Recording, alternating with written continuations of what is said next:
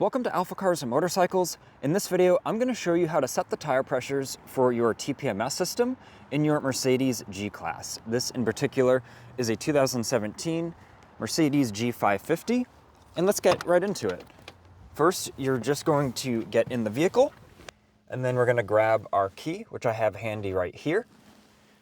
Put that in the dash, turn our ignition on. We'll start the vehicle. We are stationary and in park. And then what we're gonna do is just use our little control pad here. And we're gonna control our center screen right here. So right now, we're on our trip.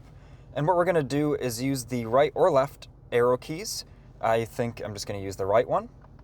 And we're gonna navigate over to service and then hit OK. And then scroll down to tire pressure, hit OK once again. We can see our current tire pressures are reading right there. The vehicle is warm, it was just driven. And now to set the tire pressures, you just push down on the keypad and then it's prompting you that it's gonna use the current values as the reference values, and then you would just hit OK to set the pressures there. So I'm not gonna do that because the pressures are hot. Ideally, you should set the pressures cold because then the vehicle in its sort of algorithm, I guess you could say, monitors it from there, as the vehicle knows the tire pressures will fluctuate a bit and they will increase as the vehicle warms up as you drive it. But that's all there is to it. And I'm making this video because this is a customer vehicle and they have went with an aftermarket wheel and tire setup. We have some really nice BF Goodrich KO2s in a slightly larger size over stock. And with these tires, we're gonna run, or he wanted to run, different tire pressures from factory. And he was like, well, is that gonna mess up the TPMS system if I'm not running factory pressures? Well, you can literally run any pressures you want. You just have to tell the system that, which I just showed you how to do. So he wanted to be able to play with the pressures and not have the vehicle get all mad at him with the TPMS system. Because of course, on these vehicles, they have, there's sensors in each wheel, which of course, as we saw on the screen there, was telling us the individual pressures in each wheel, which is really nice. And if you're interested in this G550, let me just show you the wheels real quick. I already got the how-to out of the way, so you already learned what you need to know. If you're sticking around now, thanks for watching. But we've got a 285/60/18.